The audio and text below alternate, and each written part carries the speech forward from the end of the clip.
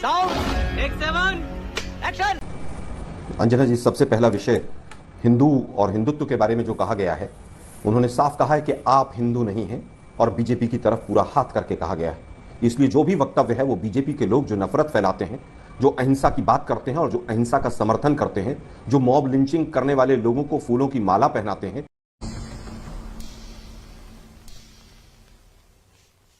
जो बिल्किस बानो के हत्यारों को फूलों की माला और पहनाते हैं और जो जेल काट कर आते हैं, उनके आने पर मिठाई बांटते हैं, उन लोगों को उस वर्ग के लिए कहा गया है।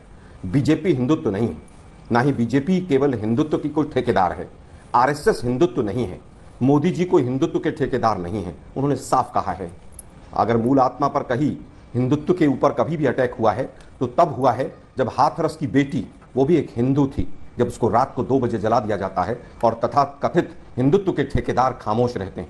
जब राम मंदिर के मामले में शंकराचार्य तमाम सवाल उठाते हैं बीजेपी के ऊपर और एक का भी जवाब नहीं मिलता है, तब हिंदुत्व के ऊपर अटैक होता है। जब आधे अधूरे मंदिर का शिलान्यास कर कर राजनीतिक रोटियां सेकी जाती हैं, तब हिंदुत्व का और हिंदू धर्म का अपमान होता है। बनारस में जब कॉरिडोर बनाने के नाम पर सैकड़ों मंदिर तोड़ दिए जाते हैं और खंडित मूर्तियां वहां पर चारों तरफ बिखरी पड़ी रहती हैं, ऐसा लगता है कि जैसे महाभारत अभी हुआ हो यहां पर, और शंकराचार्य तमाम सवाल पूछते हैं और बीजेपी के लोग वहां पर कॉरिडोर बनाकर उन महंगी जमीनों को गुजरात के व्यापारियों को बेचते हैं, तब हिंदुत्व का अपमान होता है। जब हिंदुत्व का अपमान होता है, जब कोरोना के समय में लाखों लोग गंगा के किनारे, उनको अंतिम संस्कार का समय नहीं मिलता और बीजेपी के तमाम सरकारों को शर्म नहीं आती है। अयोध्या के अंदर जब लोगों को जिस तरह से बेदखल किया गया और उनको मुआवजा नहीं दिया गया, उनको जब इस तरह की करतूत होती है और जिस तरह से भ्रष्टाचार में बनारस की नगरी को, अयोध्या की नगरी को और पूरे देश को जिस तरह से हिंदुत्व के नाम पर पूरा इवेंट करके और भ्रष्टाचार वहां पर पूरे कामों में डुबो दिया जाता है, तब हिंदुत्व का पूरी तरह से अपमान होता है। 4 धाम यात्रा में इसी साल की बात कर रहा हूं, उत्तराखंड के अंदर 100 से ज्यादा मौतें होती हैं, तब हिंदुत्व का अपमान होता है कि डबल इंजन की सरकार हिंदू शरणार्थी, जो वहां पर शरणार्थी कह रहा हूं, जो दर्शनार्थी हैं, उनको वहां पर पूरी तरह से मिसमैनेजमेंट के माध्यम से उनकी जान को नहीं बचा पाती है, तब हिंदुत्व का अपमान होता है। आलोक जी, सुधांशु जी कुछ ही देर में उस पर आइएगा, लेकिन सुधांशु जी कुछ ही देर में जुड़ रहे हैं, क्योंकि वो नहीं है। अभी प्रेस कॉन्फ्रेंस की थी उन्होंने, किरण रिजिजू और अश्विनी वैष्णव के साथ, तो उसमें उन्होंने कहा कि बीजेपी नहीं कहा, हिंदू कहा। क्या राहुल गांधी के लिए बेहतर यह होता कि वो कहते कि जो बीजेपी वाले हिंदू हिंदू करते हैं और हिंसा हिंसा करते हैं? ऐसे कैसे चलेगा दीदी? मतलब उन्होंने हिंदू हिंदू करते हैं, उसने बीजेपी नहीं बोला, वो कह रहे हैं उन्होंने बीजेपी नहीं कहा। देखिए, शब्द पकड़कर हिंदू और मुस्लिम का ट्विस्ट देना बीजेपी की पुरानी आदत है। जब उन्होंने साफ हाथ किया बीजेपी की तरफ कि आप लोग, आपके लिए कह रहा हूं, तो उसमें पूरा हिंदू समाज कहां से आ गया कि आप लोग कहते हैं और हिंदुत्व के ठेकेदार बनते हैं? तो मुझे नहीं लगता उसमें कहीं पर भी कोई कंफ्यूजन है। अब ये बीजेपी के जो पुराने पैतरे थे ना, जो मीडिया के माध्यम से फ्लोट करते थे, अब वो नहीं चलेंगे। अब पूरी तरह से सच्चाई सामने आएगी। मैंने 10 एग्जाम्पल लिए कि हिंदुत्व का अपमान पिछले 10 वर्षों में कैसे हुआ, और उसके ऊपर बीजेपी का एक प्रवक्ता एक शब्द नहीं बोलेगा। अंतिम संस्कार नहीं मिलना हिंदुत्व में, हिंदू धर्म में सबसे बड़ा हिंदू धर्म का अपमान है, उसकी बात नहीं करेंगे। आधे अधूरे मंदिर का शिलान्यास करके और पूरी तरह से वहां पर जो राजनीतिक नौटंकी की इन्होंने, जिस तरह से शंकराचार्यों को दूर रखा और उस कार्यक्रम को पूरी तरह से राजनीतिक बना दिया, मैं समझता हूं इससे बड़ा कोई हिंदू धर्म का अपमान नहीं हो सकता। ठीक है, अब दूसरे विषय पर थोड़ा सा रुक कर आएंगे। जो हालत है, आप भी वहां पर शो कर रही थी, मैं भी। दूसरे विषय पर आते हैं सर, थोड़ा सा रुक जाइए, क्योंकि अन्य मेहमान भी बोल रहे हैं उसके बाद से, और सुधांशु जी का भी इंतजार है क्योंकि बीजेपी का पक्ष भी आए। लेकिन उससे पहले चूंकि रतन शारदा जी हमारे साथ है और आज राज्यसभा में संघ को लेकर वो हिस्सा है कि हमारे पास अपने दर्शकों को हम सुना सके, क्योंकि हम वो हिस्सा तो नहीं सुना सकते जो एक्सपंज कर दिया गया, जो आरएसएस को लेकर मल्लिकार्जुन खड़गे ने वहां पर कहा था, लेकिन उसके बाद चेयर ने एक्सपंज करने के साथ साथ संघ के लिए प्रशंसा की। चूतिया बनाया तुमको। इसी के साथ एक्सपंज करने की जो बातचीत हुई है वहां पर, जल्दी से आपको हिस्सा सुना देते हैं, फिर ये बीजेपी और संघ को लेकर जो आलोक जी ने भी कहा है उस पर रतन जी आपका पहले जवाब हो जाए। देखिए, मुझे लगता है कि इलेक्शन पूरा हो गया है। आलोक जी अभी भी इलेक्शन की भाषा में इलेक्शन के भाषण दे रहे हैं, क्योंकि उनके पास तथ्य नहीं है। राहुल गांधी ने सीधा कहा कि हिंदू ऐसा करता है, उसके बाद उन्होंने जोड़ा कि आप हिंदू नहीं है। शुरुआत कहां से हुई थी कि उन्होंने कहा था कि हिंदू ऐसा ऐसा करते हैं। राहुल गांधी पहले भी कह चुके हैं जो मंदिर जाते हैं और लड़कियां छेड़ते हैं। राहुल गांधी की सरकार ने हिंदू कम्युनल वायलेंस बिल लाया था, जिसके अंदर सारे हिंदू समाज को कटघरे में खड़ा किया था कि अगर दंगे होते हैं तो मेजॉरिटी कम्युनिटी इज रिस्पॉन्सिबल। उनको अपने आप को प्रूव करना है कि उन्होंने दंगों में हिस्सा नहीं लिया, किसी को नहीं मारा। यही वो लोग हैं जिन्होंने सेफ एंड टेरर कहा, यही जो लोग हैं जिन्होंने 26/11 को आरएसएस की साजिश कहा। तो ये लोग तो शुरू से हिंदू के विरोध है ही, पर हिंदुओं का विरोध इनका आज का नहीं है। आजादी के समय से, पार्टीशन के समय से इनका लगातार इनका सेक्युलरिज्म, मैंने एंटी हिंदू, प्रो मुस्लिम, इस तरह का इनका सेक्युलरिज्म रखा है। ये जब कहते हैं, अगर इनको पता है, क्या राहुल गांधी कह सकते हैं कि जो अपने आप को मुसलमान कहते हैं वो दंगे करते हैं? नहीं कहेंगे।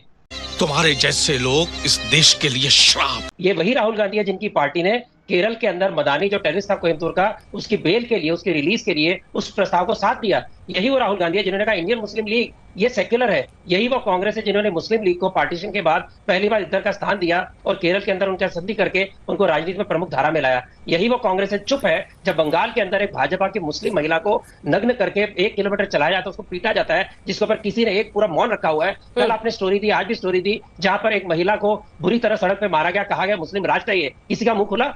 स्पष्ट है कि इनके मन में यही है कि हिंदू को तो कुछ भी कह के बांट लेंगे, जो हिंदू को संगठित करता है उसको गाली दो। ये इनका मुख्य तथ्य है। हम जानते हैं, मैं आप दावे के साथ कहता हूं, जहां जहां हिंदू घटा है वहां पर सेकुलरिज्म नहीं बचा है। बंगाल के 2 घटनाएं आपके सामने हैं और ये हर इलाके में जहां हुआ, पाकिस्तान बना, बांग्लादेश बना, केरल में क्या हालत हम देख रहे हैं, बंगाल में क्या जल्दी से आपको जरा सुना देते हैं। ठीक है, हम आएंगे बंगाल के विषय पर बयान नहीं सुना सकते जो मल्लिकार्जुन खड़गे ने कहा है, क्योंकि उसे एक्सपंज कर दिया गया है प्रोसीडिंग से। सुधांशु त्रिवेदी जी अब हमारे साथ जुड़ गए हैं, तो आलोक शर्मा जी आज हमारे साथ मौजूद हैं और आलोक शर्मा जी का कहना है कि हिंदुओं को नहीं कहा, उंगली दिखाई और कहा सीधा बीजेपी के लिए। फिर आप लोग सारे हिंदुओं को देश के क्यों इसमें घसीट रहे सुधांशु जी?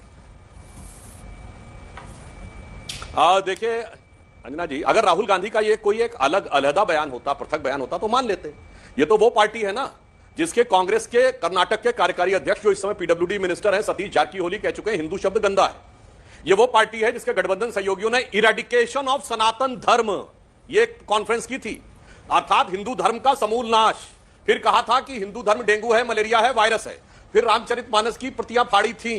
तो ऐसे नहीं बोल रहे हैं आलोक जी, ये पूरी फितरत है। और हिंदुओं को आतंकवादी सत्ता में रह के कहा, हिंसक अलग अब आके विपक्ष में रह के कह रहे हैं। और मैं याद दिलाना चाहता हूं जो बात मैंने अभी प्रेस में भी कही थी कि सुशील कुमार शिंदे ने 20 जनवरी 2013 को जयपुर में कहा था कि बीजेपी आरएसएस के लोग हिंदुओं के लिए वो चला रहे हैं, ट्रेनिंग कैंप्स, हिंसा सिखाई जा रही है। सही बात है। और वो उस समय नेता सदन भी थे और गृह मंत्री भी थे। और 20 फरवरी 2013 को फ्लोर ऑफ द हाउस पे उन्होंने रिग्रेट व्यक्त कर दिया। उनसे कहा कि आप होम मिनिस्टर हैं, आपने इतनी बात कही तो बताइए सबूत, कहां हिंसा हो रही है, कहां पे हिंसक शिविर लगाए जा रहे हैं। उन्होंने रिग्रेट कर लिया। अब ये राहुल गांधी जी सही हैं, यानी सत्ता के बाहर रहते हुए, या उनकी सरकार के गृह मंत्री रिग्रेट कर चुके थे वो सही थे। मतलब आपने हिंदुओं का जो अपमान किया वो तो आपकी एक श्रृंखला है, परंतु आपने अपनी सरकार का भी अपमान कर दिया, क्योंकि आपकी सरकार के गृह मंत्री माफी मांग लिए थे इस मुद्दे के ऊपर। और आज भी लोकसभा में, राज्यसभा में संघ को लेकर आपत्तिजनक बात कही खड़गे जी ने, तो नेता सदन जगत प्रकाश नड्डा जी ने, जो हमारे राष्ट्रीय अध्यक्ष हैं, उन्होंने इसको काउंटर किया, ऑब्जेक्शन किया, और खड़गे जी ने रिग्रेट कर दिया। अरे आप भी कर दीजिए, काहे बात का अहंकार है। और मैं दूसरी बात एक और कहना चाहता हूं आलोक शर्मा जी, ये अभय मुद्रा बताते बताते राहुल गांधी जी को इस्लाम में अभय मुद्रा कैसे दिख गई? इस्लाम में तो कोई चित्र नहीं होता, ये मुद्रा कहां से आ गई? मतलब उनको इल्म हुआ है या फजल हुआ है? इसीलिए समझ रहे हो, समझ रहे हो आप? या कौन से उलेमाओ इकराम ने उसको बताया है? बताइए ना। इस ढंग से मजाक नहीं उड़ाना चाहिए और गैर जिम्मेदाराना बयान सदन के पटल पर नहीं देना चाहिए। पहली बार वो किसी जिम्मेदार संवैधानिक पद पे आए हैं, अब उस प्रकार की बाल सुलभ उच्छृंखल कार्य करना, जैसे वो फाड़ बाड़ देते थे और फिर जैसे जाके आंखों से इशारा करते थे, अब उससे ऊपर उठना चाहिए। गंभीर परिपक्व वो उस पद पे आके बैठे हैं जिसपे अटल बिहारी वाजपेयी जी, लाल कृष्ण आडवाणी जी, सुषमा स्वराज जी और राज्यसभा में जसवंत सिंह जी, अरुण जेटली जी जैसे लोग रहे हैं, तो कम से कम उस पद की गरिमा को समझिए। ठीक है, आलोक जी जवाब दीजिए। और साथ ही आज प्रेस कॉन्फ्रेंस में भी वो कह रहे थे कि बार बार भगवान की तस्वीर को उठाना, फिर टेबल पर उसे डालना, ये मतलब हल्का लगा, ये धर्म का अपमान है। सुधांशु जी ने कहा भाई, देखिए मुझे लगता है धर्म है, इन्होंने जितना अपमान 10 साल में किया उस पर नहीं करेंगे। राम मंदिर ऊपर शंकराचार्य के सवालों पर बात नहीं करेंगे। आलोक जी आपकी आवाज नहीं आ रही, एक बार फिर से रिकनेक्ट कराती हूँ, आपकी आवाज कट रही है बार बार। मैं तब तक आशुतोष जी को शामिल कर लेती हूँ। आशुतोष जी, क्या वाकई राहुल गांधी ने आज हिंदुओं का अपमान किया है अपने इस भाषण के जरिए? नहीं, जो बीजेपी का आरोप है। Unmute unmute unmute. मुझे लगता है कि कुछ लोगों ने तय कर लिया है कि वो हिंदू समाज के ठेकेदार हैं। ये जो ठेकेदारी प्रथा जो शुरू हो गई है, ये ठेकेदारी प्रथा बंद होनी चाहिए। क्योंकि जब मैं 2 बहुत अच्छे उदाहरण आपको देना चाहता हूं। सरदार पटेल ने 2 चिट्ठियां लिखी हैं, श्यामा प्रसाद मुखर्जी को 18 जुलाई 1948 को, और सरदार पटेल ने सितंबर 1948 को आरएसएस के बारे में गोलवलकर जी को चिट्ठी लिखी। और ये दोनों चिट्ठियां उपलब्ध है, आर्काइव में है, इतिहास के दस्तावेज है। और जो बातें सरदार पटेल ने कही है, मैं पढ़ के सुना देता हूं। इरशाद इरशाद। सुधांशु जी और रतन शारदा जी को इसका जवाब देना चाहिए, क्योंकि ये लोग सरदार पटेल को अपना आराध्य पुरुष मानते हैं। सरदार पटेल ने श्यामा प्रसाद मुखर्जी को 18 जुलाई 1948 को लिखते हुए कहा, the activities of the RSS constituted a clear threat to the existence of government and the state. Our report shows that those activities, despite the ban, have not died down. Indeed, as time has marched on, the RSS circles are becoming more defiant and are indulging in their subversive activities in an increasing manner. Subversive activities in an increasing manner. दूसरी जो चिट्ठी लिखी उन्होंने 11 सितंबर को लिखी महात्मा गांधी जी की हत्या के बाद। उन्होंने कहा all their speeches were full of communal poison. It was not necessary to spread poison in order to enthuse the Hindus and organize for their protection. As a final result of the poison, the country had to suffer the sacrifice of the invaluable life of Gandhi ji. Even an iota of sympathy of the government. अब ये जो चिट्ठियां सरदार पटेल ने लिखी वो RSS को define करती हैं। ये चिट्ठी ना तो जवाहरलाल नेहरू ने लिखी है, ये चिट्ठी ना तो इंदिरा गांधी ने लिखी है, ये चिट्ठी सरदार पटेल ने लिखी है और श्यामा प्रसाद मुखर्जी गोलवलकर को लिखी है और ये कहा है कि आरएसएस के जो भाषण थे वो जहर बुझे हुए थे और इतने जहर बुझे हुए थे जिसकी वजह से गांधी जी की हत्या हुई। और श्यामा प्रसाद जी के बारे में साफ तौर पर लिखा है कि आपकी एक्टिविटीज जो है वो देश और सरकार के खिलाफ है। ठीक है, अब 2024 पे आ जाते हैं, राहुल गांधी पर आ जाते हैं, क्योंकि आज राहुल गांधी पर जो बीजेपी आरोप लगा रही है उस पर एक छोटा सा जवाब आपका आशुतोष। चाहता हूं कि मैं जो बात मैंने कही उसका जवाब रतन शादा जी भी दें और सुधांशु त्रिवेदी जी भी दें। पहले आप इसका जवाब दें। राहुल गांधी, भगवान की तस्वीर दिखाना बोलना सही था आपकी नजर में? एक मिनट अंजना जी, मैं मुझे अपनी बात रखने दीजिए। ये ठेका इनको किसने दे दिया कि सारे हिंदुओं की ठेकेदारी इनकी है?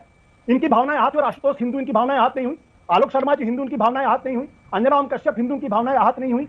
ये जो ठेकेदारी प्रथा ये प्रथा बंद होनी चाहिए। मैं बताऊं, उदाहरण देता हूं। तमिलनाडु के अंदर जो कहा गया वो ऑफेंसिव था, वो गलत था, नहीं कहा जाना चाहिए। लेकिन तमिलनाडु के चुनाव के दौरान सारी की सारी सीटें उसी पार्टी के पास, गठबंधन के साथियों के पास गई। तो वहां के तो हिंदुओं की भावना हाथ होनी चाहिए, तो वहां को तो डीएमके का तो सफाया हो जाना चाहिए, उनको तो एक वोट नहीं मिलना चाहिए, क्योंकि तमिलनाडु के अंदर भी तो सारे के सारे हिंदू बैठे हुए।